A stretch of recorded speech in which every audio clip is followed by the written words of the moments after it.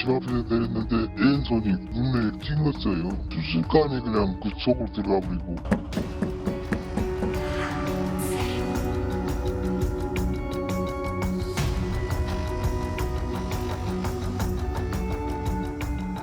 남의 아이 키우는데 뭐 이렇게 오해라든지 뭐 그런 게 아니라 내 자식 키우는 일이거든요, 이것은.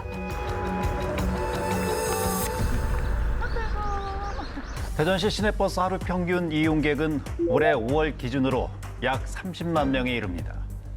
대전 시민의 5분의 1가량이 매일 버스를 이용하고 있는 셈이지요.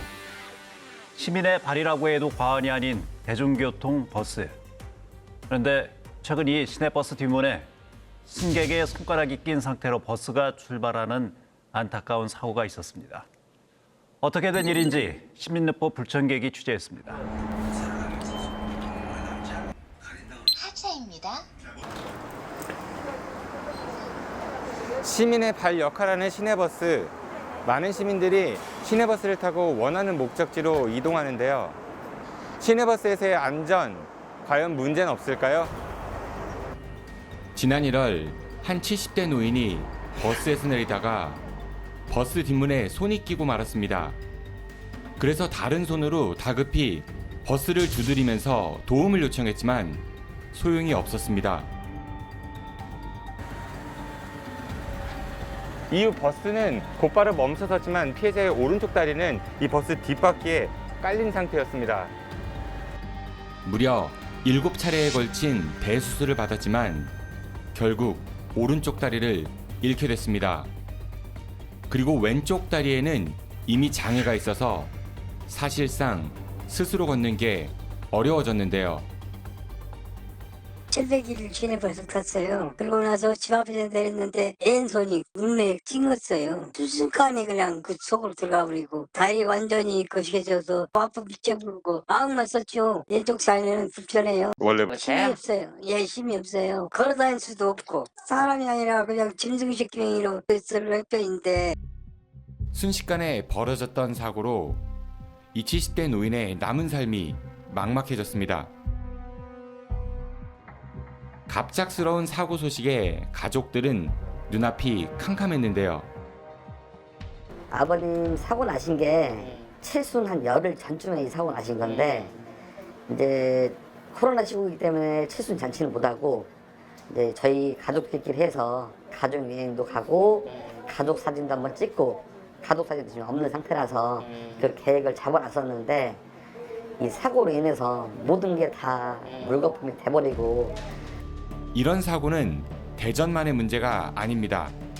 경기도 파주에서 한 20대 여성이 버스 출입문에 끼인 채 끌려가다가 목숨을 잃기도 했습니다. 한국 소비자원 자료에 따르면 지난 2005년부터 2009년까지 모두 12건의 버스 출입문 끼임 사고가 있었습니다. 다시 말해 1년에 서너 명은 버스에 끼어서 다쳤다는 이야기인데요. 버스의 끼임 사고를 막기 위해서 이렇게 출입문에 센서가 부착되어 있는데요. 그런데 이번 사고 왜 막지 못했을까요?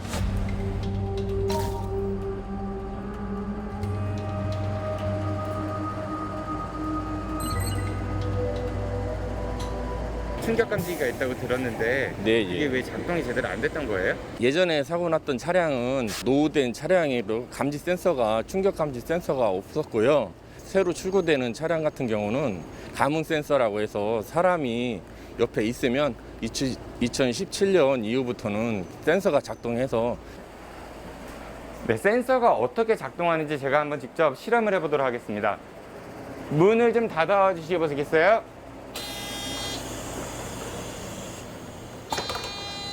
예, 팔이 끼니까요 문이 자동으로 열립니다. 현재 시내버스 뒷문에 설치된 충격 감지 센서는 일정 두께의 물체가 문에 끼었을 때 공기 압력 시스템이 작동해 충격을 감지합니다. 그런데 그 두께가 작은 생수병 정도로 설정돼 있어서 이보다 얇은 물체가 끼이면 충격을 잘 감지하지 못합니다. 손가락 한번 해볼게요. 다시 한번 해주세요.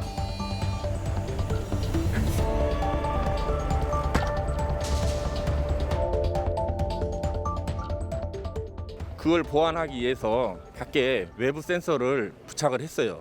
오작동이 일어날 수가 있으니까 운전 종사자가 시민들의 안전을 위해서 확인된 후에 출발하면 좋겠습니다. 센서는 보조수단일 뿐 결국 운전자의 확인만이 사고를 막을 수 있는 유일한 방법인 것 같습니다. 이렇게 해서 피해자는 평생 씻을 수 없는 상처를 안게 되는데요. 그런데 다리를 잃었다는 상처 말고도 또 다른 문제로 고통받고 있습니다. 이 공제 조합상 간병비가 11만 5천 원으로 책정이 되어 있는데 통상적으로 지금 민간 쪽은 14만 원으로 책정이 되는 걸 알고 있습니다.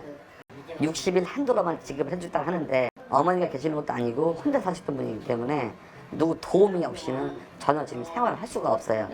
계속 누워있다 보니까 욕창이 생기셔가지고 욕창 방지 매트도 필요했었는데 이 부분도 일단 저희가 구입을 해서 사용을 하고 있고 이쪽에서는 이거에 대한 특별한 보상 얘기는 없는 상태고요.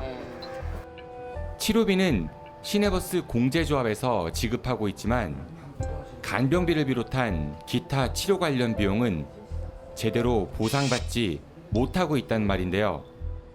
공제조합 측이 이런 것들에 대해서 좀 보상을 해달라 요구는 안 해보셨나요? 소송을 진행을 하라 하더라고요. 조합 쪽에서요? 예.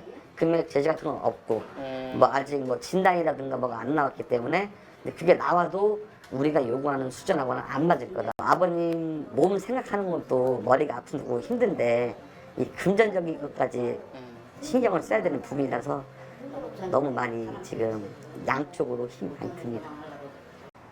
버스의 과실로 인해서 평생 장애를 안고 살아가야 될 피해자. 하지만 자비 부담까지 해야 될 처지에 놓여 있는데요. 그럼 이를 해결할 방법 과연 없을까요?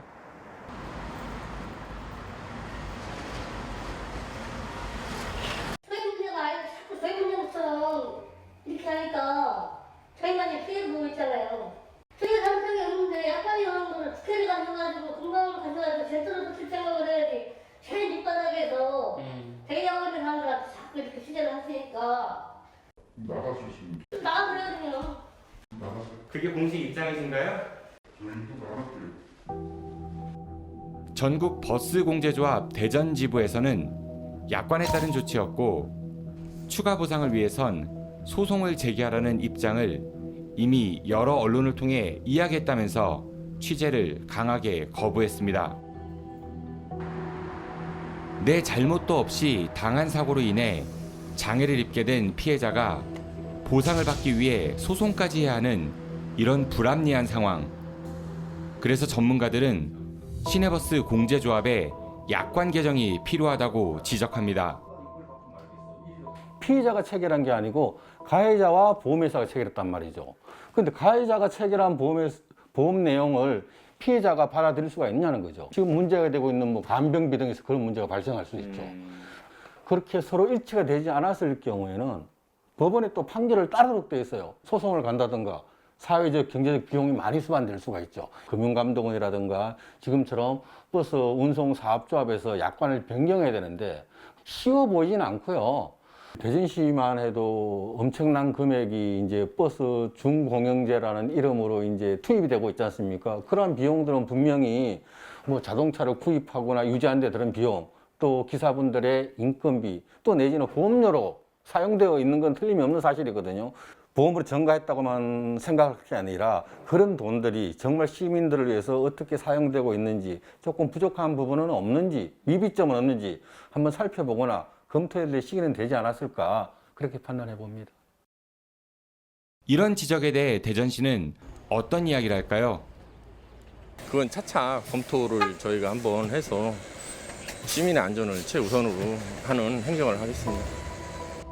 대전시와 버스 공제조합이 소극적으로 일관하는 사이 간병의 소송까지 피해자와 가족들은 이중고를 겪고 있습니다. 승객이 안전하게 하차했는지 한 번만 더 확인했었다면 이날의 사고는 일어나지 않았을 수도 있었을 텐데요. 전국에 계시는 버스 기사님들 고생하시는 건 아는데 3초만 시간 내서 오른쪽 승객 내리는 쪽 눈밀러 한 번만 더 확인해 주셨으면 너무 감사하겠습니다. 시민의 발을 이용하다가 한순간의 사고로 한 시민의 삶이 무너져 버렸습니다. 그런데 충분치 못한 보상 조건으로 피해자와 그 가족들은 더 큰 고통에 내몰려 있는데요. 한 해 1,000억 원이 넘는 시민 혈세가 들어가는 만큼 버스 회사와 공제조합을 향해 대전시가 좀 더 책임 있는 자세를 요구해야 할 것 같습니다. 일어나지도 않아야 될 이 사고로 인해서 이분은 이제 평생 장애를 안고 살아야 되는 그런 안타까운 이 사고인 것 같습니다.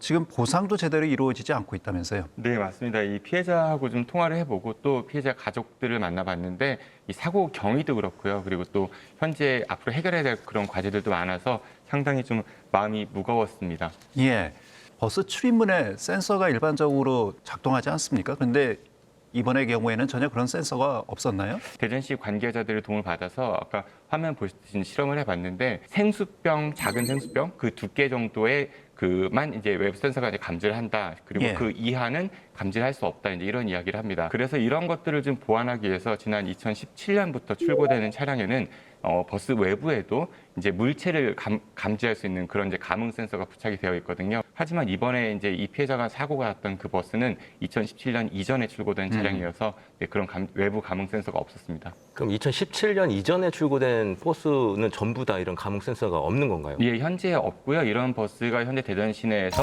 138대가 운행되고 있다고 대전시 관계자가 밝혔거든요. 대전에 지금 현재 운행되고 있는 시내버스 약 1,000대 정도가 되는데 10%가 넘는 그 차량이 아직 외부 감응 센서가 없는 것입니다. 하지만 이 외부 감응 센서가 설사 설치가 돼 있다 하더라도 이게 좀 오작동할 수도 있고요. 그러니까 보조적 수단이기 때문에 결국은 운전자들이 좀 안전 의식이 무엇보다도 중요하지 않나 싶습니다. 예, 외부 감응 센서를 추가로 설치하는데 그렇게 많은 비용이 들지는 않을 것 같은데요. 이 전체 차량의 전체 운행 대수에 비교해 보면 10% 약간 상회하는 수준이라서 대전시가 조금 더 관심을 갖는다고 하면은 시내버스 회사에다가 이런 것들을 설치하라 요구할 수 있지 않나 이런 생각이 들긴 합니다. 예. 이런 사고가 발생할 경우 피해자 가족들은 심적 고통뿐만 아니라 경제적 고통까지 겪게 되는데요. 물론 피해자가 이제 버스 공제조합에 직접 보상금을 청구할 수는 있지만 버스 공제조합이 지급 의무를 부담하는 보상금은 실비보다 적은 경우가 많기 때문에 피해자나 피해자 가족들이 겪는 경제적 고통을 완전히 해소하기는 어렵습니다. 네, 맞습니다. 이 다리를 잃은 아픔도 굉장히 좀 큰데요. 여기에다가 이제 아까 보셨지만은 간병비 비롯한 여러 다른 이제 부대 치료에 관련된 그런 비용들이 발생하고 있어서 이걸 좀 부담하는데 어려운 현실이 있습니다. 여기에다가 뭐 욕창 방지 매트라든지 아니면은 특수 휠체어 임대 비용이라든지 여러 가지 부수적인 비용들이 이제 지금 현재 피해자 가족이 부담을 하고 있는데 이게 어림잡아서 계산해도 한 달에 약 500만 원 정도라고 하니까요. 예. 피해자와 피해자 가족이 받는 그런 고통 좀 상당한 것 같습니다. 예. 대전시 시내버스는 준공영제잖아요. 맞습니다. 그럼 아무래도 이제 관리 주체가 대전시가 되는 것인데 이런 상황이 좀 벌어졌을 때 대전시 대응도 좀 중요해 보이는데요. 대전시가 2005년부터 시내버스 준공영제를 운영을 하고 있거든요. 그러면서 지난해만 해도 1,000억 원이 넘는 그런 예산이 시민혈세가 들어갔고요. 그리고 지금까지 수천억 원이 넘는 시민혈세가 투입이 됐습니다. 근데 대전시가 이번 사고를 통해서 시내버스 회사들의 입장을 대변해 주는 것이 아니라 시민의 입장에 서서 시내버스 회사나 아니면 공제조합 쪽에 좀 적극적으로 대응해라 이렇게 요구할 필요가 있지 않나 싶습니다. 예, 대전시는 이번 사고를 통해서 드러난 문제점을 반드시 점검하고 다시는 이런 유사한 사고가 발생하지 않도록 제도 개선 마련이 좀 필요해 보입니다. 또 꾸준히 지적되어 온 이 버스 공제조합의 보험 약관 역시 시대의 흐름에 맞는 약관 개정을 통해서 피해자가 또 다른 피해를 보는 일이 없도록 해야겠습니다. 여러분은 지금 시사인 대세남과 함께하고 계십니다.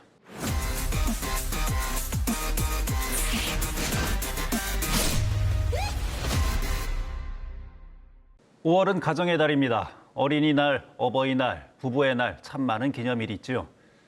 그런데 혹시 이런 가정의 달 가운데 입양의 날도 있다는 사실 알고 계신지요? 정부가 국내에 건전한 입양 문화를 정착시키고 입양을 활성화하기 위해서 지난 2005년 5월 11일을 입양의 날로 정했습니다. 하지만 17년이 흐른 지금까지도 국내 입양에 대한 불편한 시선과 편견은 여전히 입양 가정을 움츠러들게 하고 있죠. 가족이 되는 또 다른 방법으로 입양을 택한 가정, 그 어떤 가정보다도 보통의 가족처럼 살아가고 싶어하는 세상 가장 평범한 가족들이 이럴 수 이슈의 문을 두드렸습니다. 안녕하세요. 저는 새 아이를 키우고 있는 다둥이 엄마입니다. 흔히들 입양은 가슴으로 낳아서 가족이 된다고 하는데요. 실제로 저희가 입양 가정으로 살다 보니까 많은 편견과 어려움이 있더라고요. 그래서 여러분들께 저희 가정의 이야기를 들려드리려고 합니다.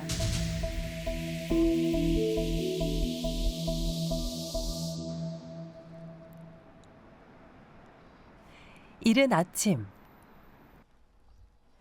엄마 배지연 씨의 아침 일과는 새아이를 무사히 등교시키는 겁니다. 두 아들은 학교에 가고 막내딸 지윤이의 유치원 등원만 남았는데요. 그럼 요것만 얼른 먹자. 어째 쉽지 않아 보입니다.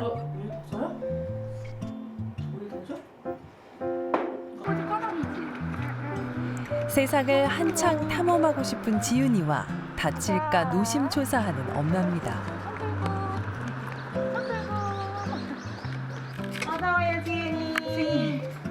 드디어 지윤이가 유치원에 도착했습니다. 네네네. 챙겨주시면 좋고요. 네. 이따 봐. 아동기 자녀의 집에선 공감할 만한 평범한 일상. 사실 이들은 입양 가족입니다. 큰애는 저희가 2014년에 만났는데 그 아이가 6개월 정도 돼가지고 그 남자아이가 6개월 넘어가면은 해외 입양이 될 가능성이 좀 많아요. 이제 6개월 넘어서 큰아이를 만났고 둘째 아이는 이제 8개월 때 만나가지고 예.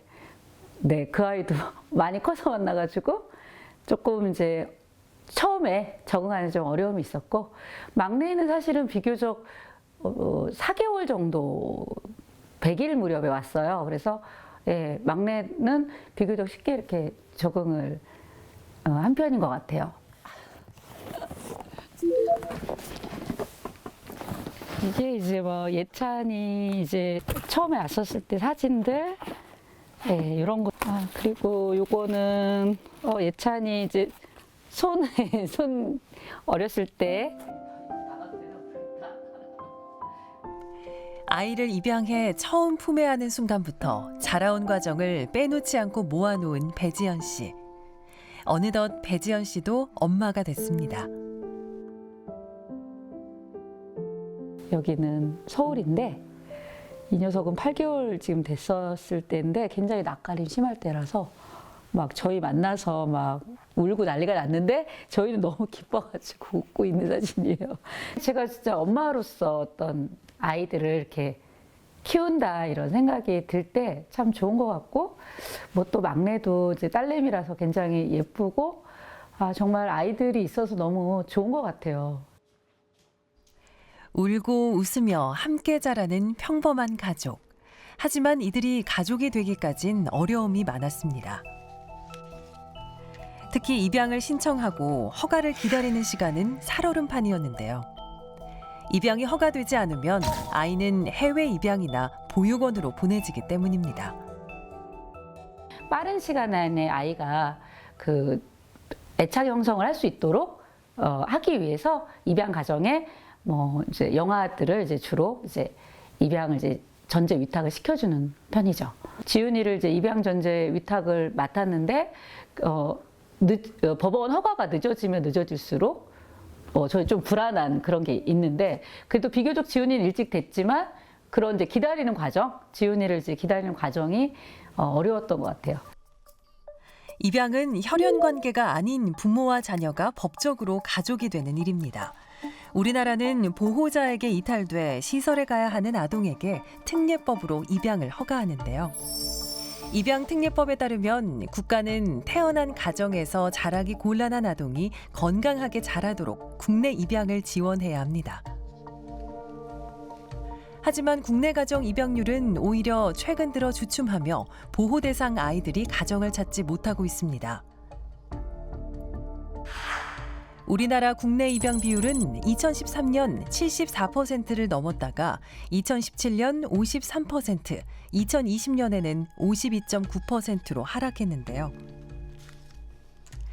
입양 가족들은 현재의 입양 허가 조건이 국내 현실에 맞지 않게 매우 까다로워서 중도에 포기하는 경우가 많다고 합니다. 입양 과정을 살펴보면 입양기관에 상담 및 신청 후 서류를 제출하고 부모 교육과 수차례 가정조사를 통해 아동과 연결됩니다. 이후 가정법원은 입양을 최종 허가하는데요. 양친이 될 자격을 증명하기 위해 제출해야 하는 서류 또한 만만치 않습니다.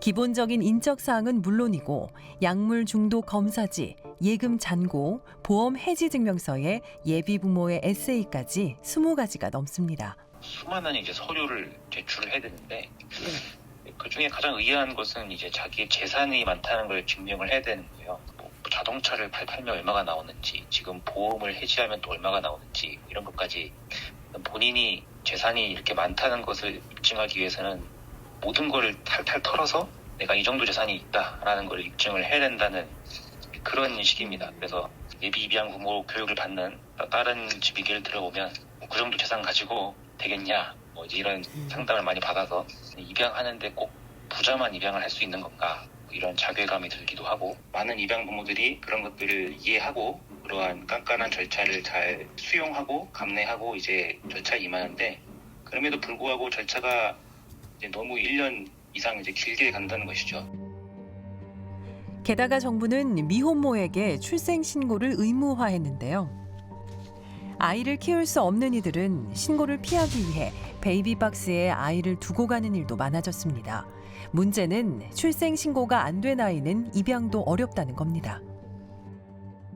정말 어려운 현실의 미혼모들이 아이를 낳고 입양을 보내고 싶어도 바로 보내지를 못하고 출생 등록을 하고 그다음에 아이를 뭐 일주일, 2주일 이렇게 봐야 되는 그런 상황에서 혼자서 키울 수 있게 국가에서 전폭적인 지지를 해주는 거 그거를 만약에 국회의원들이 통과를 시키고 그거를 예산을 막 붓는다면 전 정말 저희 입양 가족도 다 찬성을 하거든요.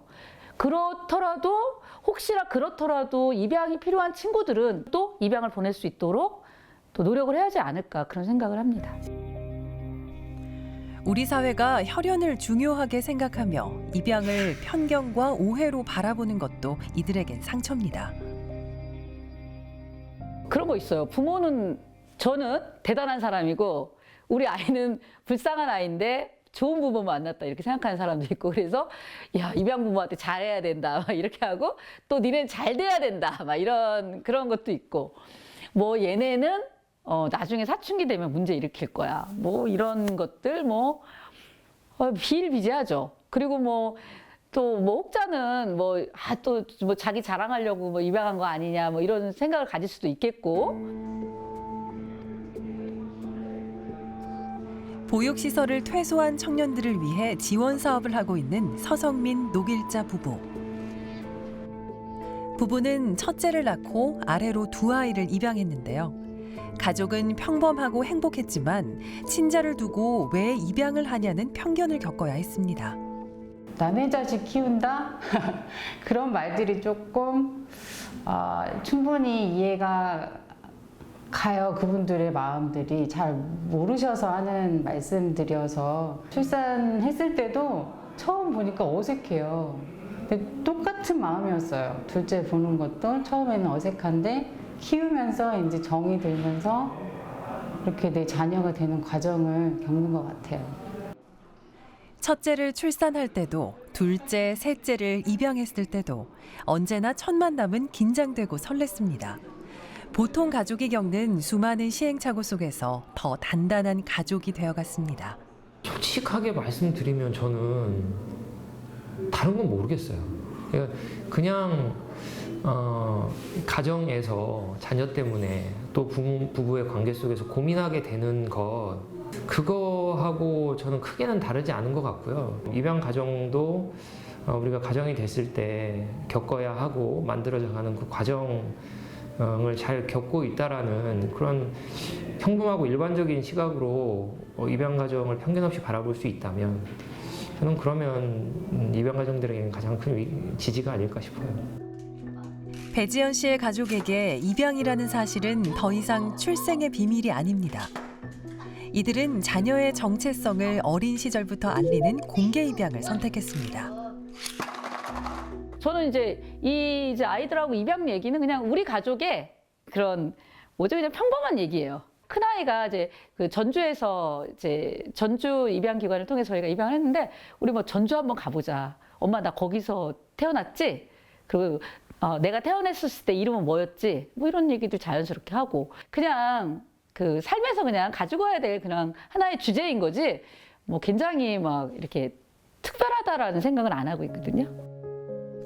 배지연 씨는 최근 입양 가족의 지원을 위해 아동복지와 정책을 공부하고 있습니다. 입양의 날을 맞이해서 국회에서 열리는 보호아동 토론회에도 참가해 입양 가족으로서 목소리를 높일 예정입니다. 입양에 대해서 사람들이 많이 모르는 것도 있고요. 그리고 공개 입양 가족이 수적으로 많지 않은 부분도 있고요. 그리고 또 어떤 면에서는 입양 가족들이 소수의 어떤 선행으로 이렇게 보여지는 그런 또 측면들이 많이 있거든요. 뭔가 이렇게 남의 아이 키우는 그런 수근수근대는 그런 거, 그다음에 남의 아이 키우는데 뭐 이렇게 오해라든지 뭐 그런 게 아니라 내 자식 키우는 일이거든요. 이것은. 네, 그래서 입양 부모가 대단한 부모가 아니라 그냥 가족이 되는 다양한 방법 중에서 이런 부모들이 우리 주변에 많구나. 그거를 국민들이 좀 많이 알았으면 좋겠다 이런 생각을 해요. 입양은 마음으로 자녀를 낳아 또 하나의 가족이 되어가는 일입니다. 우리 사회는 언제쯤 이 사실을 머리가 아니라 마음으로 바라볼 수 있을까요? 이들은 그저 평범한 여느 가족입니다. 가정이 정말 필요한 아이들이 많이 있습니다. 그런 아이들에게 입양을 통해서 기회를 주셨으면 좋겠습니다. 시민분들의 많은 관심 부탁드립니다. 입양의 날이 있다는 사실을 아시는 분들이 그렇게 많지는 않은 것 같습니다. 네. 예. 특히 입양 가족에 대한 우리 사회의 뿌리 깊은 편견은 뭐 여전히 많이 남아 있죠. 예, 맞습니다. 입양 가족을 바라보는 편견 상당합니다. 예, 부모는 대단하고 특별한 사람, 아이는 버려진 아이, 이런 고정된 이미지가 대표적일 것 같은데요. 예. 여기에 정작 입양 가족의 마음을 답답하게 만드는 건 아동학대 사건이 일어날 때마다 그 입양과 연결짓는 시선들이라고 합니다. 예. 기억하실 겁니다. 2020년에 정인이 사건. 그러니까 이런 사건이 일어날 때마다 아동학대가 왜 일어났는지에 대해서 본질을 살펴보는 게 아니라 대부분의 경우 입양 부모에 주목하는 경우가 많거든요. 예. 이런 이슈가 터질 때마다 국민적 공분 때문인지 그 입양 부모들은 항변도 제대로 하지 못하고 참을 수밖에 없다 이렇게 호소하고 있습니다. 예. 사실 이런 사건 얼마나 될까요? 1년에? 2020년 통계에 따르면 가족 유형별 아동학대 발생 비율은 친부모 가정의 경우 58.4%였습니다. 입양 가정의 아동학대 발생 비율은 혹시 얼마나 될까요? 글쎄요. 어느 정도나 됩니까? 생각해 본 적이 없어서요. 네, 0.2%에 불과했습니다. 예. 이 수치는요, 친아버지와 친자녀 11.4%, 친어머니와 친자녀 12.9%보다도 비교할 수 없을 정도로 적은 수치였습니다. 예. 입양과 아동학대가 마치 이제 같은 연결선상에 있는 것처럼 그렇게 바라보는 사회적 시선이 지금 많아서인지 입양 과정과 절차를 더 강화해야 된다 이런 목소리가 높아지고 있지 않습니까? 정치권도 이런 움직임들이 지금 일어나고 있고요. 네, 물론 입양을 위한 심사 절차가 까다로워야 한다는 것에 대해서는 충분히 공감하고 당연한 일입니다. 하지만 무엇이 중요한가에 대해서 생각을 해봐야 할 것 같은데요. 정인이 사건을 살펴봐도 이제 이미 수십 가지의 서류와 절차를 통해서 가정법원이 입양 허가를 한 상황이었습니다. 예. 그런데도 학대 사건이 일어났던 것을 보면은 수십 가지 서류를 통해서 좋은 부모를 걸러낼 수 있는가? 그리고 또 이러한 서류들로 예비 양부모의 자격을 알 수 있느냐는 겁니다. 형식적인 절차에 초점을 둘 것이 아니라 좋은 부모가 될 수 있도록 현실적인 교육과 지원이 더 필요하지 않을까 싶습니다. 예, 고아 수출국이라는 오명을 벗기 위해서 우리나라는 2012년 입양특례법을 제정해서 국내 입양을 적극적으로 추진하고 아이들에게 가정을 선물하자고 말했습니다. 10년의 시간이 흐른 지금 해외 입양 1위의 오명은 벗었지만 10년 전에 비해서 국내 입양 또한 줄어들고 있습니다. 여전히 편견 속에 살아가고 있는 입양 가족, 또 이 깐깐한 제도에 갇혀서 중도 포기를 해야 하는 예비 입양 가족까지 무엇이 진정 아이들을 위한 일인지 깊게 생각해 봐야 될 것 같습니다. 대전 세종 충남 지역민들의 관심과 제보로 만들어지는 시사인 대세남. 전화와 이메일을 통해서 여러분의 제보를 기다리고 있습니다.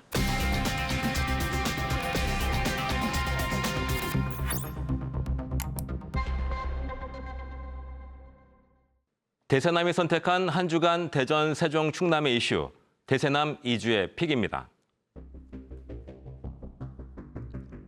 첫 번째 픽은 장난감 블록 돌려막기입니다. 지난주 충남에서는 국민의힘 정치인들의 연쇄 이동이 눈길을 끌었습니다. 지난달 12일 대세남 2주의 픽에서는 당초 국민의힘 원내대표 선거를 준비하던 김태흠 충남지사 후보가 윤석열 대통령 당선인의 측근인 권성동 의원의 원내대표 추대를 위해 엉겁결에 지방선거에 출마했다는 소식 전해드렸는데요. 이런 엉겁결 출마가 김태흠 후보에 그치지 않았습니다. 김태흠 후보의 의원직 사퇴로 치러지게 된 충남 보령서천 국회의원 보궐선거에 대전시장 경선에서 컷오프된 장동혁 당협위원장이 역시나 엉겁결에 출마하게 됐습니다. 원내대표 준비하다 도지사 선거에 나선 후보, 광역시장 준비하다 엉뚱한 지역의 국회의원 선거에 나서는 후보. 혹시 준비가 부족하지는 않았을까요?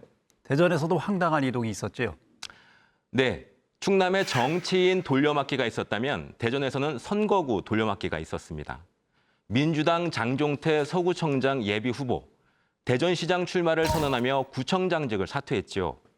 하지만 당내 경선에서 허태정 시장에 패하면서 시장 선거 출마가 좌절됐습니다. 하지만 장 후보는 민주당 서구청장 후보 공천을 받아 출마를 선언했습니다. 시장 출마를 위해 구청장직을 내던졌지만 시장 출마가 좌절되자 내던진 구청장 자리를 다시 찾겠다고 나선 셈입니다. 이런 대전, 충남 정치 상황을 지켜본 한 유권자는 이렇게 일갈했습니다. 사람도 선거구도 이리저리 끼웠다 뺐다. 장난감 놀이 같은 정치판. 이리 끼워지고 저리 옮겨지는 장난감 블록인 탓에 철학도 소신도 없는 것인가. 두 번째 픽은 전과도 전과 나름으로 정했습니다. 아무래도 지방선거가 코앞이다 보니 정치 얘기가 많은데요. 매 선거마다 후보자들의 이력을 살펴보다 보면 전과 이력에 대한 평가들이 나오고는 합니다. 최근 충남 교육감 중도 보수 단일 후보로 결정된 후보자의 경우 지난 2000년 당시 교육감 선거에서 특정 후보를 밀어주는 대가로 천안과 아산 지역의 인사권을 넘겨받았습니다. 밀어준 후보가 교육감에 당선되자 실제 인사권을 행사했는데요. 이 과정에서 한 직원으로부터 승진을 시켜주는 대가로 2천만 원을 받아 챙겼습니다. 결국 2003년 이런 매관매직과 뇌물수수 혐의가 적발되면서 2년 6월에 실형을 선고받기도 했습니다. 예, 후보자가 이 부분에 대해서는 어떻게 해명하고 있습니까? 20년 전 철없을 때 일이다. 부끄러운 마음 한이 없지만 충남 교육에 봉사하고자 하는 마음으로 출마했다. 전과 기록이 알려진 상태에서 도민이 선택해 단일화 후보로 선출된 것이다. 그런데 이번 충남 지역 지방선거 예비 후보 10명 중 4명이 전과 기록 보유자라고 하던데요. 중앙선관위에 따르면 이번 지방선거 충남 지역 예비 후보 10명 가운데 4명은 전과 경력을 갖고 있었습니다. 선거별로 나누면 충남지사 예비 후보 등록자 4명 가운데 2명, 15개 시장 군수 100명 중 34명, 충남도의원 135명 가운데 58명, 시군의원 316명 가운데 135명, 충남교육감 예비후보 7명 중에 3명 등입니다. 한 기초단체장 예비후보는 상습 도박 혐의로 징역 1년에 집행유예 3년을 선고받기도 했고요. 어떤 예비후보는 공갈 및 공갈 미수 혐의로 3차례 처벌받기도 했습니다. 예, 그러니 우리 정치가 이렇게 신뢰를 잃는 것이 아닌가 이런 생각이 들기도 합니다. 네, 그렇습니다. 도민뿐만 아니라 경쟁 후보들 사이에서도 이슈가 되고 있는데요. 한 경쟁 후보는 정치인 선거에서도 음주운전 등의 전과가 있으면 자격을 제한하는데 이보다 더 높은 도덕성을 요구하는 교육감 선거에서 뇌물수수, 매관매직 전과자가 단일 후보가 된 것은 개탄할 일이다. 이렇게 평가절하하기도 했습니다. 한 현직 교장 선생님은 후보에게 이런 말을 남기기도 했습니다. 전과도 전과 나름. 대세남 2주의 픽이었습니다.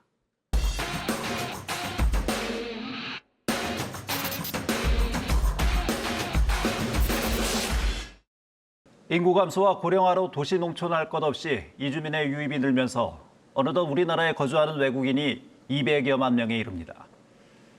우리의 필요로 초대된 이들, 하지만 여전히 동등한 시민으로 대우받지 못하고 국가로부터 충분히 보호받지 못하는 이들이 많습니다. 현지인에서는 어느 이주 여성의 삶을 통해 한국은 어떤 곳인지 들여다봤습니다. 퇴사하고 베트남으로 가야 된 상황인데 거기에서는 국민연금 신청하는 부분에 좀 애로사항이 발생되어서 출입국 관리사무소에서도 이 사람이 도와주고 있습니다. 법률 관련하는 사건은 여러 사건은 좀 담당했었는데요. 많이 안타깝고 마음이 아팠습니다. 그때는 조금 누구가 도와해 줬으면 아마 이렇게 되지 않은가 싶습니다.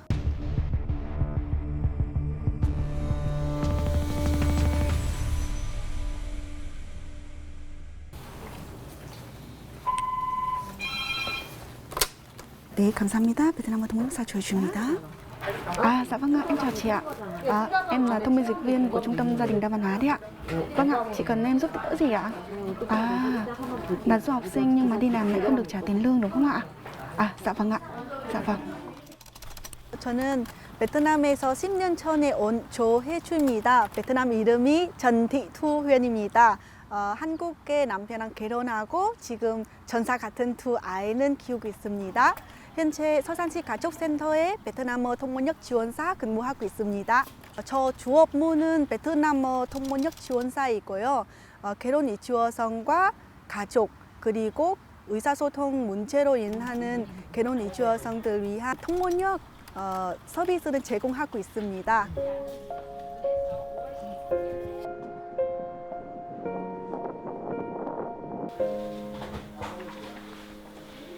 어디 있는지 모르.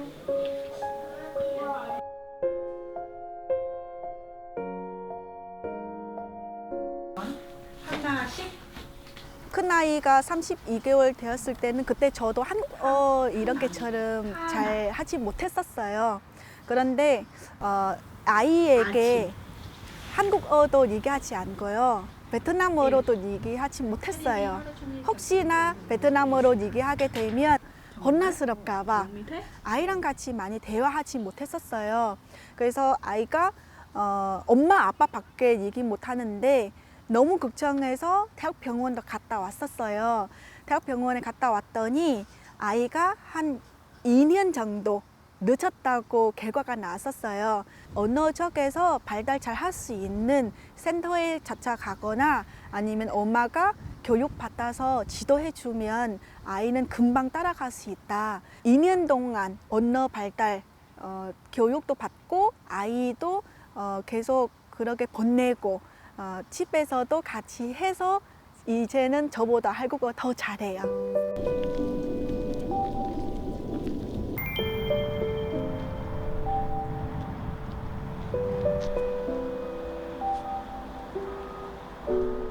여자가 집에 있으면 안 되잖아. 애만 키면 자기도 범위가 넓어지고 사회생활 해야 빨리빨리 한국을 더 저거 하잖아.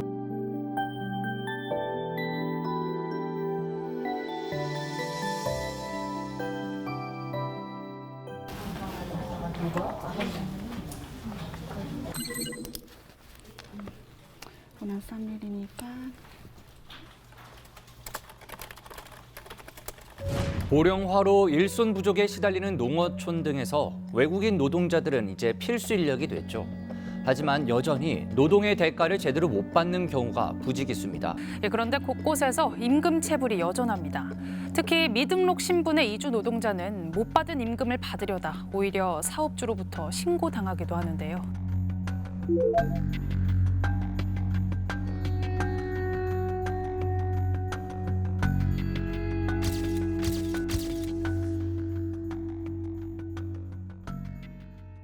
quản lý thì người ta văn phòng nó làm đấy. nó chở anh đến công nhân cơm xong nó chở anh đến đây xong nó đi về thôi. Mà tao là 한국에 온 유학생들 이분들 주로 아르바이트 하는데 거기에서는 임금 체불 당했는데도 신고는 못하고 요새는 종종 발생하고 있어요.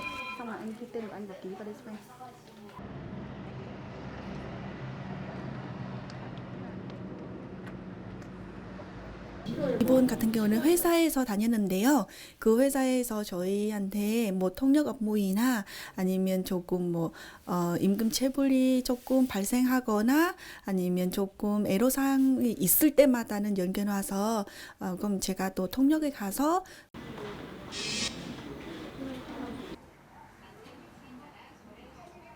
네, 지금 재료 기간이 확인되지 않아서 출입국관리사무소에 가서 이 재료 기간은 한번 다시 확인하고 나서 은행에 다시 업무 와야 되어 있습니다.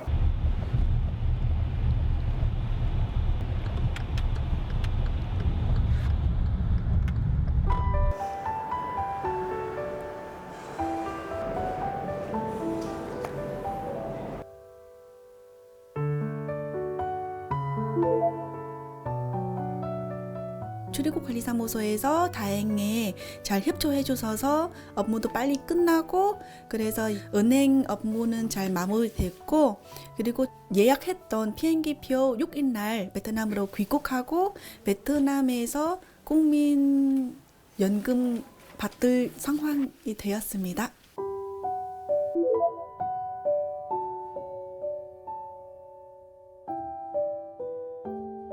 코로나 예방 접종할 때 그때는 저희 통번역 자원봉사자 연계해서 이분들 불법 재료차이더라도 예방 접종 받을 수 있는 정보는 열심히 홍보했습니다.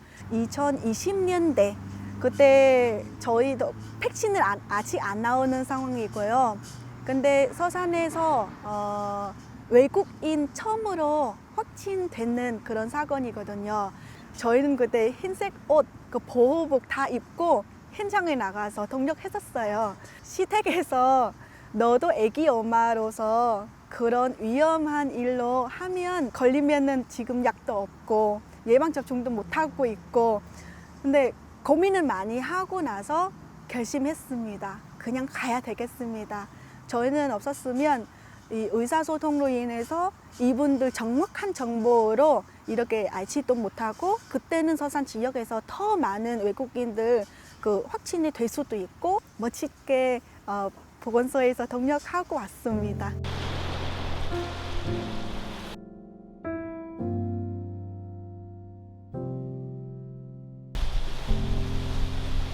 저 고향도 하이펑이에요. 큰 바다 도시이고 나는 한국에 있더라도 여기에 베트남에 예전 있던 그런 모습으로 다시 보는 부모님 더 그리운 마음으로 고향이 그립고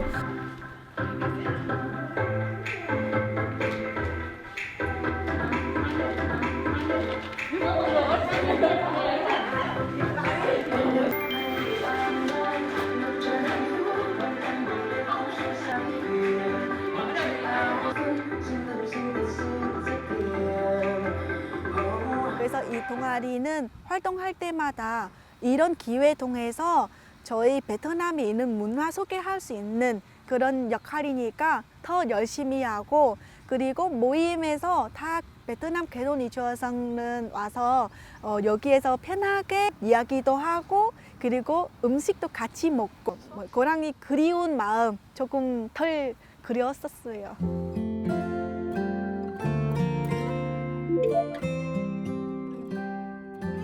같은 결혼 이주어성들에게 이 한국 생활에 잘 적응하려고 하면 나부터 노력해야 되겠다는 그런 말 얘기해 주고 싶고 결혼 이주어성으로서 한국 사회에 저희는 한 원인으로 우리는 한 가족이라고 인정해 주셨으면 좋겠고 그리고 한국에서 저희는 조금 예쁘게 같이 좀 살 수 있으면 좋겠습니다.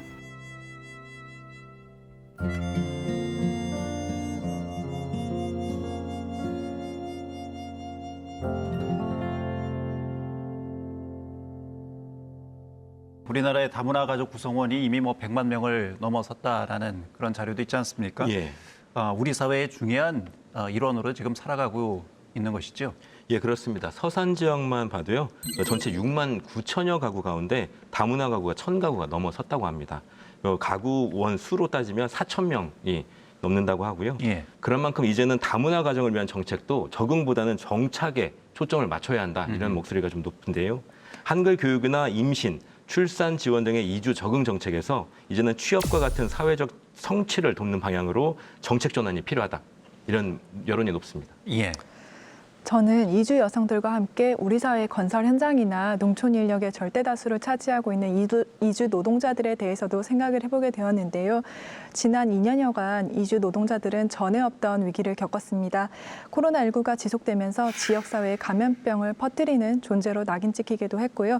긴급재난지원금 지급에서 대부분 소외되는 등 차별도 많이 겪었다고 하는데요. 예. 이 부분에 대해서도 제도적인 대책 마련이 필요하지 않을까 싶습니다. 예. 이제는 이들이 이제 차별당하지 않고 안전하게 일할 권리를 보장받으면서 우리 사회의 일원으로 함께 살아갈 수 있기를 기대를 해봅니다. 지구촌 시대, 우리 사회는 이미 다문화, 다민족, 다인종이 함께 공존하는 다문화 사회로 접어들었습니다. 하지만 다문화 사회를 바라보는 우리 사회의 시선은 여전히 편견과 차별에 머물러 있는 것이 현실이죠. 그저 힘들고 어려운 일을 대체하는 값싼 노동력쯤으로, 출산과 육아를 위한 수단으로, 때론 범죄 영화의 소재 정도로 한 사회를 함께 살고 있지만 다름으로 구분지어지고 차별받는 우리 안의 그들이 오늘을 살아가는 우리 사회의 모습입니다. 이들이 단지 이방인으로서 차별과 혐오의 대상이 아니라 우리 사회를 함께 살아가는 구성원으로서 공존과 통합의 존재로 인식될 때 우리 사회는 다름이 인정되고 존중받는 포용적 다문화 사회로 나아갈 수 있지 않을까 싶습니다. 시사인 대사람, 다음 시간에 뵙겠습니다.